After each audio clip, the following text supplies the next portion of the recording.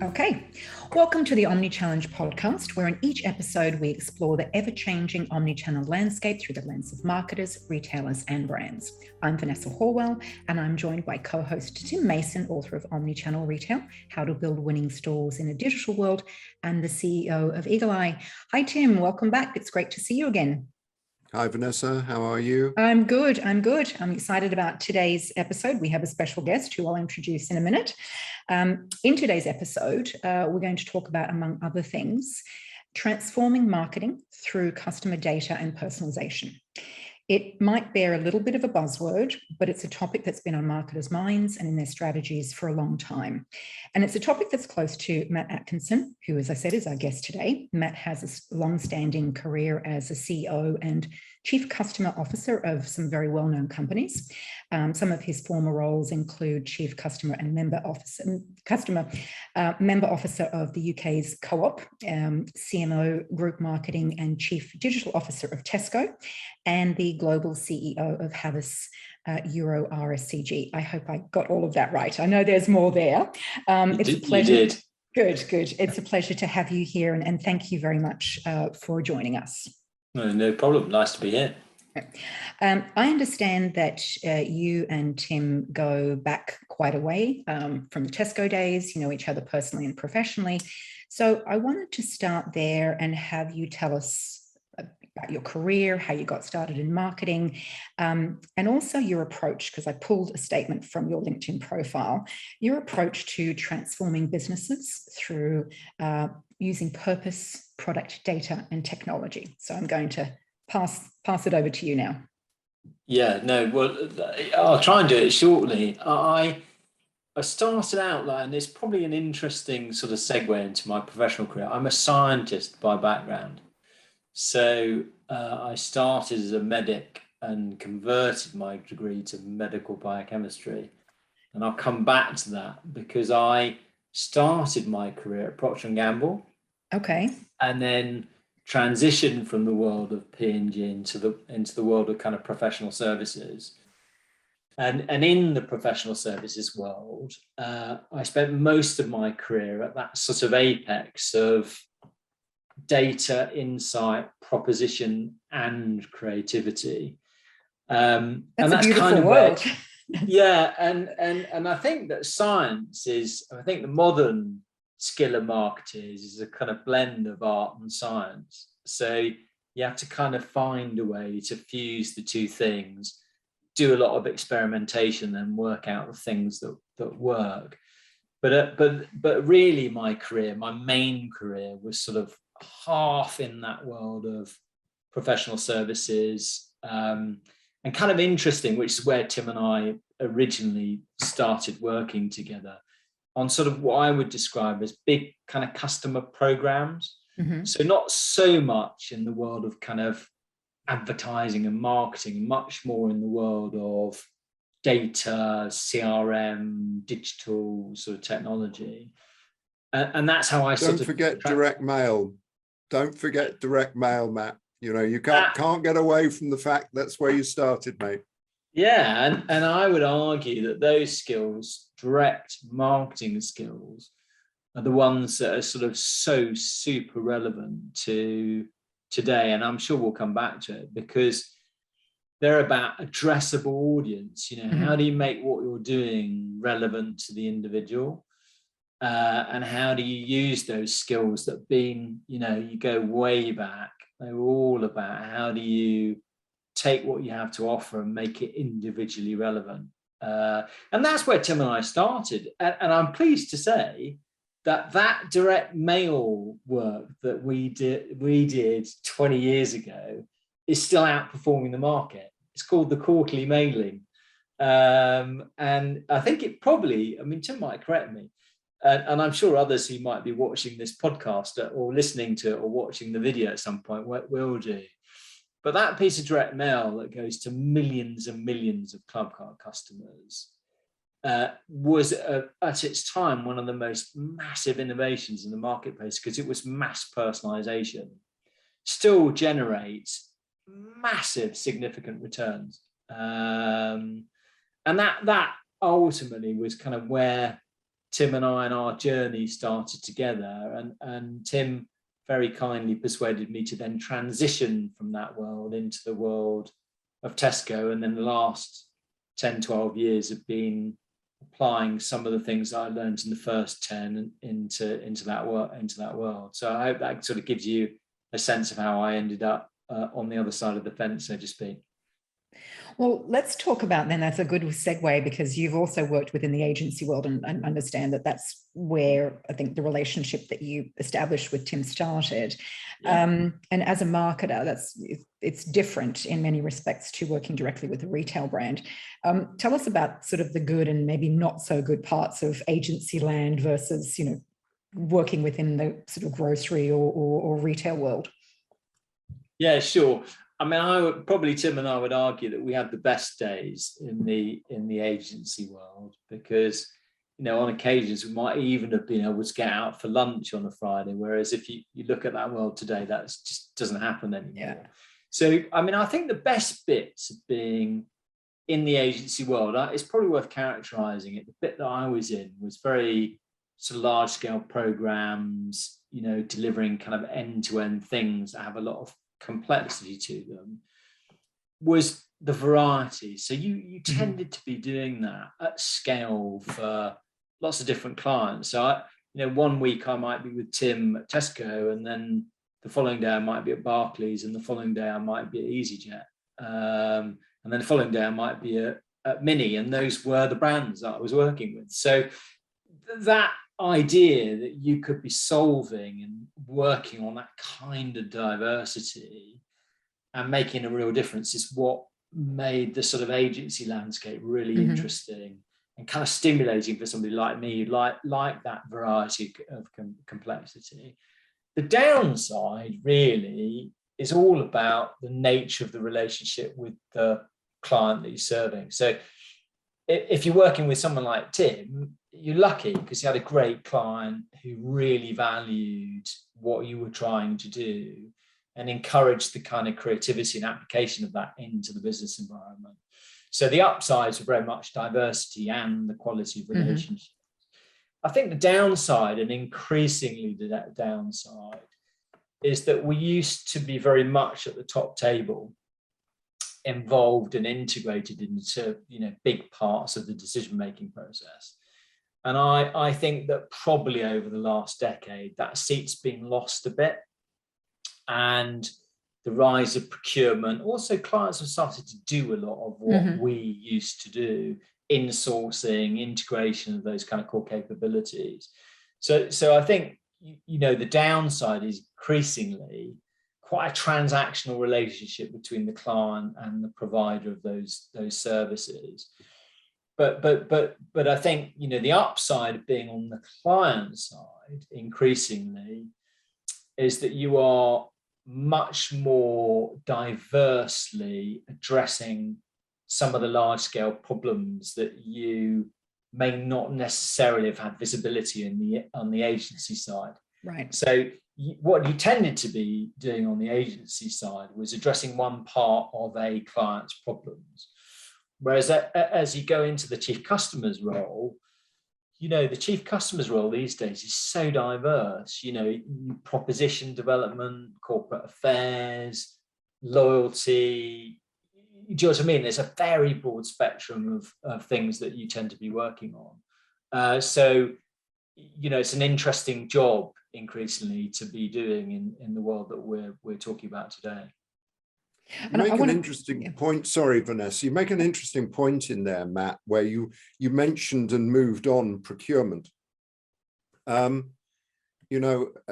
of be careful what you wish for, I think, is probably the takeout from this. But back in the, whatever it was, 90s, I suppose, Terry observed that whilst we were an amazing buying organization, the stuff that we didn't sell, the stuff that we bought to use ourselves, we bought in a very amateurish, boys clubby sort of a way. and that we ought to take our professional buying. I think probably the motor industry was the first industry that really got into buying, but we ought to take our professional buying and we ought to put it to serve products and services not for resale. And we did that. And of course, I now spend every week talking to my people about how it's going with procurement here and what are we doing with procurement there. So, it's a chicken that's come home to roost. But because the other point that you made is the balance between science and art. Yeah. And whilst you can pretend that science is a commodity, which actually it probably isn't, art is absolutely not a commodity. And therefore I think that my way of describing what you said is the product has got commoditized in the last decade in order that people can put two things side by side and pretend they're the same and then just buy it on price. Whereas you and I know that at the end of the day, I always felt that great creativity was almost impossible to value because it was so valuable, because it had such cut through. And I guess that's just tougher to do now. Yeah, I mean, if you look at any of the most recent data, the creative part of deployment is almost 50% of the effectiveness of any campaign. So the latest data from the IPA or any of the big global studies on effectiveness, there's two issues that concern us. One, the number of case studies that are increasingly effective is on the downward slide. So we're not getting terribly good at marketing. We're actually getting worse at marketing as an industry. But then when you unpack within that, the studies of outstanding effectiveness, measured on differentiation, distinctiveness, things that really move the needle, they are super creative. And so you're right, Tim, that they're not in the distribution or those other areas of the marketing landscape. That bit that you describe, which I think is so valuable, the art of marketing, is still super, super valuable. And whether you subscribe to, I don't know, the Byron Sharp view of the world or which I absolutely don't, but carry on. Yeah. Or the other view of the world, which is very much about distinctiveness. In a way, it probably leads us into things like personalization and data, because the first thing that businesses, I think, increasingly, and we used to do this, Tim, we didn't do it, we probably did it more naturally, was that we invested in the long of it, the long term. We were super creative, the every little helps plan. And then below that, we had the short of it, which was we were using club card and targeted media and personalization and ranging to support that effort. And I think you make a very interesting point. I think I think one of the, and this is going on a complete segue, so poor Vanessa will be thinking, where is my podcast going here? This is about Tesco. I want to sort of think about what you were doing at Tesco and Dunnhumby those days. But just sort of finishing through on this point, I think that one of the key things that marketing has to solve is how you can combine people that can draw and color in with people that can count, and have them in the right relationship. I think that's a very difficult thing to do. The other, and I don't think many businesses have done it very well. I think the other thing is that, the reality of where this sits in an organization, as data and chief customer and all that stuff becomes bigger and bigger and bigger, where does it sit and who's in charge and who holds the levers and who holds the purse strings? Because we all know that in a retail business, basically the levers are held by operations and by buying. And marketing is a bit of salt in the shoe or grit in the shoe, in the middle, and doesn't have the firepower. Now, actually, I'm just going to say luck, I think it was judgment. Although the main firepower for Clubcard was provided by the buyers and by the brands and, and by the margin and was promotional investment, we had that, what was a lot of money. My memory says it was a couple of $100 million, but set against the whole of Clubcard Reward, it wasn't that big, that we were able to spend in exactly the way Matt described there. Spend it behind the Every Little Helps mission, spend it behind the long game. And I think that's what always saved Clubcard from being purely transactional. And I think those two issues of what sort of people do I need to run this world, and how do where does the power base lie and the funding lie so that they can do a great job? I think those are two big questions which I think a lot of businesses are struggling to answer. And I don't think there is yet a sort of a best way of doing it.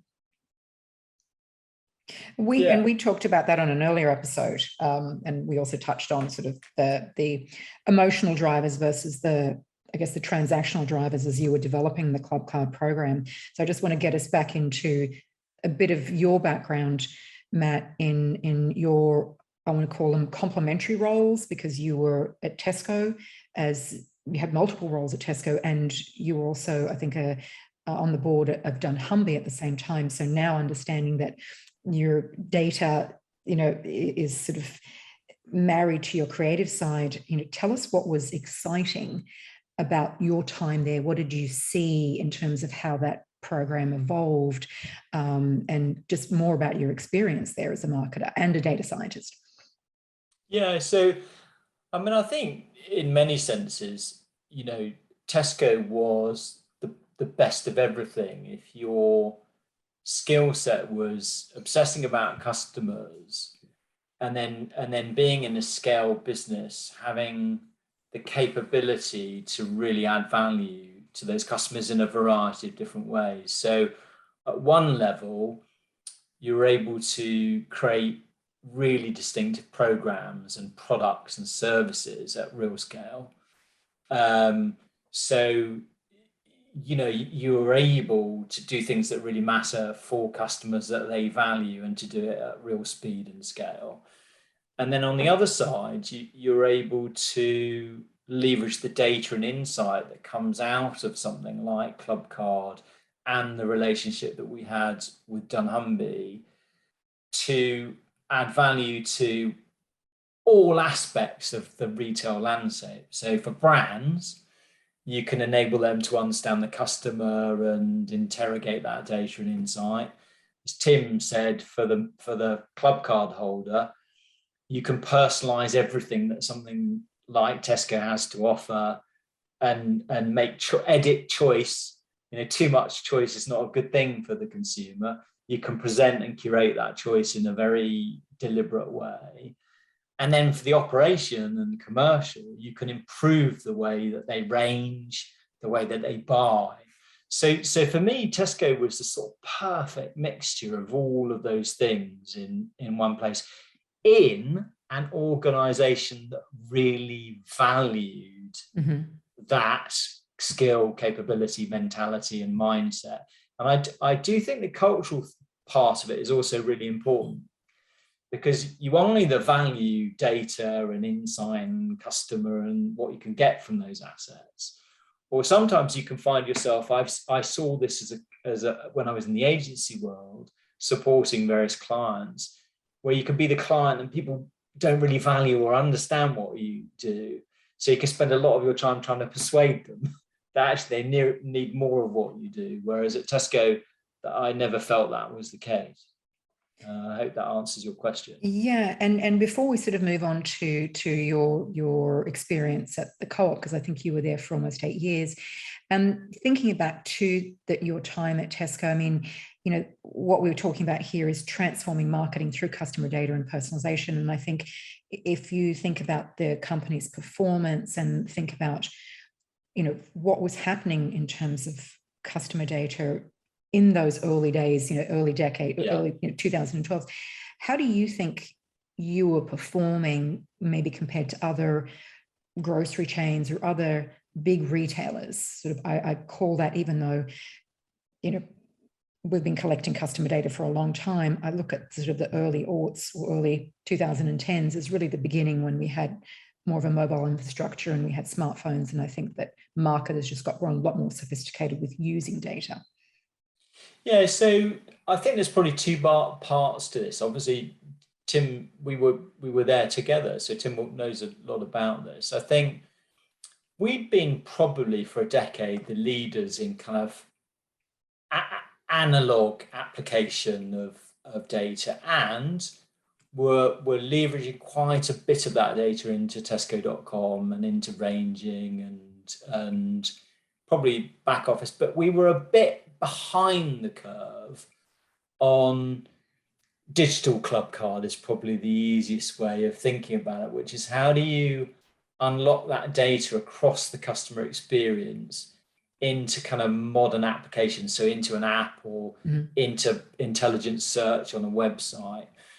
And of course we had all the we did have legacy problems. We had data was in silos, Dunnhamby's platform was a bit, hadn't been fully modernized. Our technology architecture wasn't built as a modern set of services and APIs. And so we had to do a massive sort of transformation of all of that architecture and capability. And a guy that I worked with at the time, who Tim knows very well, a guy called Mike McNamara, was a kind of key person in a lot of that change because he was the CIO. So the first thing I say is that's a lot of heavy lifting, and actually I think Tesco is benefiting now from a lot of that underlying structural work that enables it to be more agile with a lot of the personalization into the till systems, into digital club card. So I would say that we didn't really, until the latter years of that sort of 2015, 16, really leverage a lot of that capability. We were working on dealing with some of the fundamental structures and technology and architecture. And of course, in that period of time, as is well written about, trading was pretty hard. I mean, Tesco was having a pretty tough time. Like for likes were not like they were in, 2005 to 2011. So a lot of that capability wasn't fully there to address some of that stuff until 2014, 15, 16. I agree with you, Matt. I think in your previous comments about, how successful it was, I think that, one of the issues was, and to this day, the analog works so bloody well that, be very careful when you start fiddling around with it, that, if you lose 100 million of sales, somebody's going to want your tail. But I think the other thing that I would have said is, if you go back, Vanessa, Clubcard launched in 1995, and I think and Tesco had about a 25% market share. I think at its peak in probably about 97, 98, Tesco's market share got to 33%. Oh. Certainly Terry attributes a lot of that market share growth, which I think was bordering on inconceivable / impossible. How do you grow a business that is so big and grow it by that much more? He attributes a huge chunk of that to Clubcard and what Clubcard did. So I think that a lot of businesses still have that to do. Yeah, totally. And most businesses haven't done it against them. There's a few, there's Tesco in the UK, there's Kroger in the US. The Australians are pretty well balanced in terms of, but there's plenty still to be done around the place in order to get to that base level, as Matt is quite rightly saying, and of course it is where Eagle Eye comes in fairness, but it's sort of unthinkable to start today, not from a digital standpoint. Yeah. And I think it comes back to what you were saying before, Matt, about that infrastructure. Sort of the company is benefiting from what was created 6, 7, 8, 9 years ago. And I think this is one of the things that we wanted to talk about today, Tim, is sort of marketing in the moment. And if we think about contextual marketing and how there's been a lot of infrastructure and investment in marketing technology and in personalization that's sort of been under the hood, but there have been components like silos, like misalignment within an organization of where marketing sits. And it's just now that we're seeing more maturity and companies sort of thinking differently about how they're marketing to their customers, how they're using data. So I'm going to stop there and see sort of what your reaction to that, and Tim, your reaction to the concept of marketing in the moment now in today's world. And are we at this very nascent stage in terms of how marketers are using data to really deliver true personalization? Yeah, I think what Tim said was, there's a segue from what Tim said into that question, which is that there are a lot of businesses who still haven't got there. And so there's a lot of opportunities still right now to unlock that value of data. And I think that the first thing is that I think there are two channels where that value can be leveraged, and I'll simplify it. One is that sort of front office, marketing in the moment, personalization, customer journey. But the other is also the back office bit, which is supply chain, algorithms, weather algorithms, curation. And the thing that organizations need to value is that data has multiple value streams. And sometimes the prize, the economic prize, is as great in those downstream opportunities as it is in the customer-facing opportunities. And so I think, if you take something like Eagle Eye can unlock value in both of those spaces. So it's a fairly modern platform. It's relatively easy to integrate that capability into legacy tech, and then you can start to enjoy the benefits of it. But I think, as Tim says, there's still a lot of businesses that aren't doing those kind of things, nor getting the value from, sort of thinking about how to unlock that value in that way. And I think, the Co-op's quite a good example of that. Relatively recently, as 4 years ago, we didn't really have a data strategy. I was going to ask you how you used customer data when you were there, and what your strategy was. Didn't really have a data strategy, had siloed data all over the places, didn't have a modern data lake, didn't have any form of MarTech, didn't have a consumer-facing application or a real membership proposition to use that data to add value to, I think the phrase you're using, marketing in the moment. Mm-hmm. So we had to go on a journey to build all of that capability to unlock the value from that data. There's lots of case studies on it, but I think one of the things that I think is such a simple but brilliant example of it is our personalized promotions into the membership app.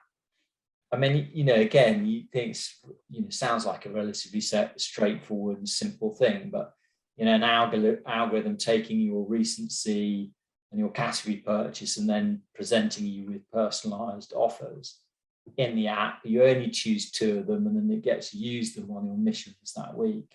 Mm-hmm. It's the highest sales to cost ratio mechanic I have ever seen out of anything that I've ever done. Works better than any promotion I've ever seen, works better actually than the quarterly mailing. And that's just a really simple example of how you're taking the data, you're using an engine like Eagle Eye, for example, and you're presenting that personalization in a way that's really relevant for the user. But of course, to do that, you need some basic things in place, don't you? but they are super valuable when you get them right. And I think, without making this an advert for Eagle Eye, because we've sort of managed to avoid that, I hope, at least I hope the listeners agree. But just to make the point that the reason that Eagle Eye exists and is relevant is because it can take that personalization from 2 to 22 to 222. And it's that ability to handle huge amounts of personalization to millions of people that is actually the thing that you start to become. It starts to become necessary if you really want to do this. One of the interesting things that I've sort of started to see is if you run a good segmented program across 15, 20 million customers, you need about 500 million offers a year. Mm-hmm. If I may have said this before, if you want to personalize that, that's 10 billion offers a year. You need a hell of a lot of more heft in your systems to get from 500 million to 10 billion, and to do it real time, and to do it cash and points, and to do all those other things, which the consumer quite reasonably accepts. I also think we've entered a period of time where there are emerging debates around data ownership, data privacy, privacy by design, which means that if your intentions with data aren't right, you can get yourself into a pretty tricky place, because you're not doing what we originally set out to do with Clubcard, which is loyalty to who? I think it might have been you. It's not so much about the customer showing their loyalty to us as us showing our loyalty to the customer. And then as a result of that, the wheel starts turning, because you get trust, you're delivering value, you're creating a contract that has value exchange for both parties. And I think that whether or not some of these things will happen, whether Bitcoin actually and blockchain becomes a pervasive technology, blockchain is the it moves the ownership back to the customer. And ultimately, people like you and I, our intention is to use that data to create value for them, which they thank you for, and then you get the benefit as a result of it. I think that's absolutely right. Versus, of course, a data strategy has data monetization as a pillar, but that's not where you start. That's where you start, then you end up with a big problem, I think. So I think that's absolutely right. How does that then sort of play into your current involvement with a company called Unidays? That's a different sector. So I'd love you to tell us a little bit about that company and really what this company can tell us about the future or sort of contemporary marketing. Yeah. So Unidays is a global student marketplace. So its main focus is to create real value for Gen Z. And its intention is to basically provide access to products and services that give those students a better experience, better life, better opportunity. It's probably two biggest product sets. So firstly, as a marketplace, it allows brands to deliver real value to those students. So our main product is verification. Okay. So we verify you as a student. So it's an identity platform and a marketplace. And then a brand gets to serve up content, propositions, and experiences to those Gen Zers. So what's a classic example? We verify Amazon Prime for students. We verify Apple Music for students. And then the student basically is getting great content, great deals, great proposition. That's part of the central offer. But what we're also now doing is curating learning and employment services. Okay. So how do you start to help the student with access to learning skills, mental health skills, How do you help them work out what do they want to do once they leave university? Financial skills. Yeah. So it's now the thing that the first thing that you learn about Zias is from a marketing perspective, is they can smell, excuse my language, bullshit a mile away. So they're sort of straight talking, not into marketing schmarketing, and into being provided with utility and value and education and skills.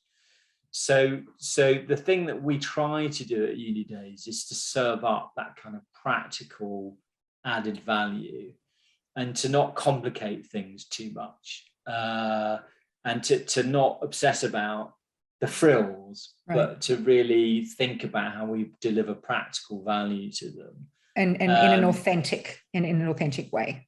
Yeah, absolutely. And then also to help the brands to understand that, and to help the brands understand the drivers of difference. If you're in the fashion environment or the technology environment, what is it that really matters to that audience, and what are the things that they're really obsessing about and worrying about.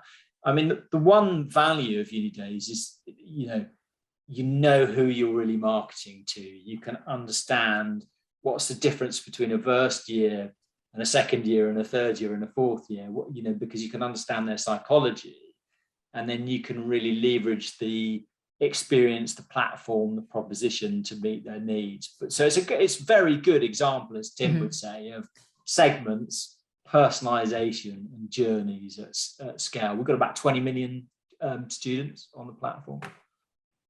So I wanted to jump in here with a quote of yours that was featured in Tim's book. I'm just going to grab it here. Oh no! What did I say, Tim? Yes, here is what you contributed. We will always shop, but how we buy and where we buy has been reshaped by the world of technology. The winners in the world of retail are embracing that change and adapting. So as we sit here at the start of 2022, what comes next for the future of retail marketing? Get your crystal ball out. Blimey. I might be quite controversial here, actually. We can do that. Encourage that. So I think certainly the last, I would say 3-4 years, there's been quite a focus on distribution. Okay. E-commerce, click and collect, all of those things. And I think obviously a lot of businesses have had to accelerate and make progress, and the pandemic has really, got everyone to sharpen their axe a bit.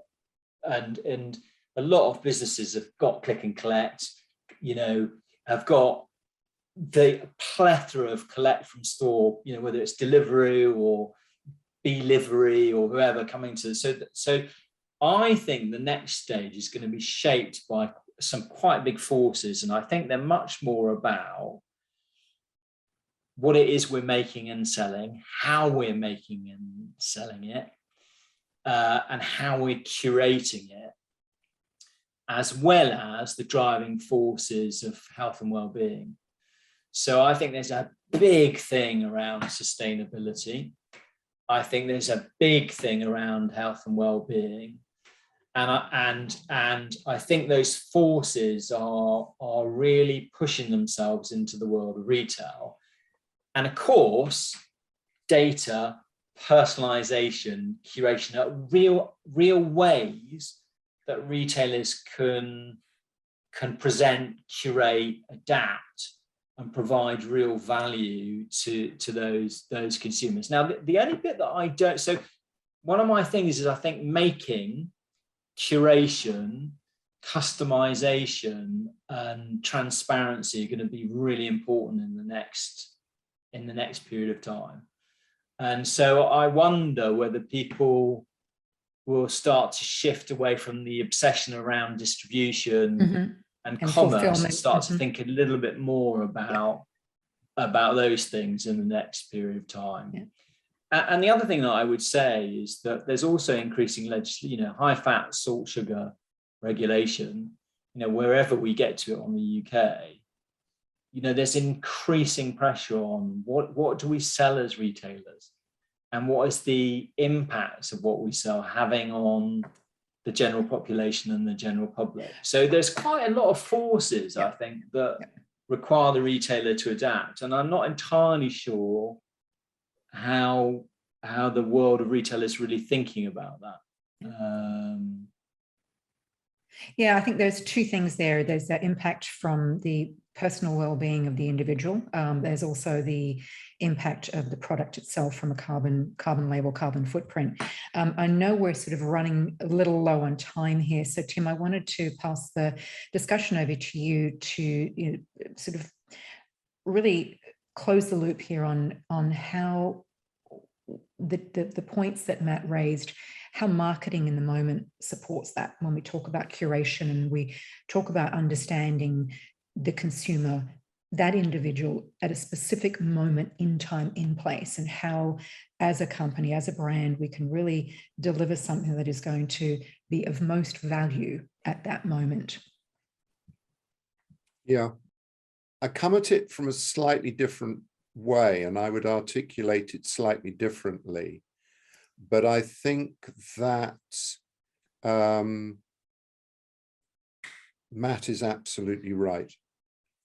And I think that what happens in history is there are pivotal changes in physical things, whether it's distribution, whether it's the Model T Ford, whether it's whatever it is. And when you're in the middle of that pivot, it is sort of impossible to see beyond it and go, hang on a minute. It's great that it turns up when it's supposed to turn up and it's all, neat and tidy and and it's all a one click. But if I'm buying a fillet steak, I care how tender it is. I care how it was brought up. I care, and as the physical environment levels up, the art will come to the fore, the art of category management, the art of product development. It's amazing, isn't it? I mean, Unidays is great and it's a big business. It's got 20 million customers. It hasn't got a shop, or hasn't got a physical shop. And that, I was sitting there as he was saying all that, and I was thinking, I agree with all of that. It doesn't make me feel that comfy if I'm a generalist. With 40,000 square feet or 50 or 60 or let alone 100 or 200,000 square feet. So that's all a bit of a trouble. And I guess, therefore, sort of brings you back to personalization. I am going to come to your point on marketing in the moment. I think Matt and I built careers on taking shopper history, working on recency, frequency, and a few other things, and saying on the basis of that and what they did last week and the week before, this month they'd like that. And it worked amazingly well. By and large, that remains the personalized marketing trigger. I think that in a very similar way to the way search was transformed by local, when Google was able to merge what you wanted with their mapping technology and overlay them, it opened an entirely new world. I think the world of marketing is at a sort of crossroads where I've got all this data, I've got all this insight. What other triggers can I activate that means that I can use that data and I can use that insight to make things better for you now? Yeah. And I believe that if we can get a breakthrough on that, then the level of digital connectivity will go up, because you're not going to walk around a shop with your phone in your purse if you know that good things happen to you by being in that shop and they happen real time.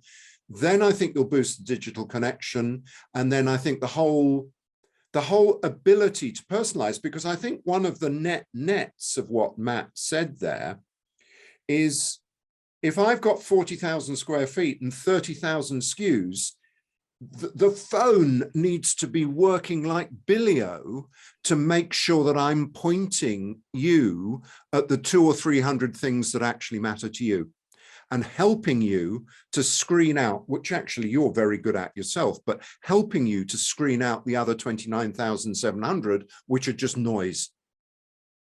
But it's how I get you from 50 to 300, because there's a lot of stuff I do that you'd be interested in if only you were aware of it. And that, I think, is just the start of the marketing journey that we're moving into. And I think in a way, what Matt says just helps me to, if I think about it for long enough, helps me to say, look, it's why it's so important. Actually, because apart from anything else, it's just better marketing. Well, that is all we have time for in this episode. We're going to dive deeper into contextual marketing and whether marketing's now moment has finally arrived. I think we have touched on that already here. Matt, I wanted to really thank you for this enlightening discussion. And Tim, thank you as always for not always answering my questions in a straightforward way, but I love the way you do.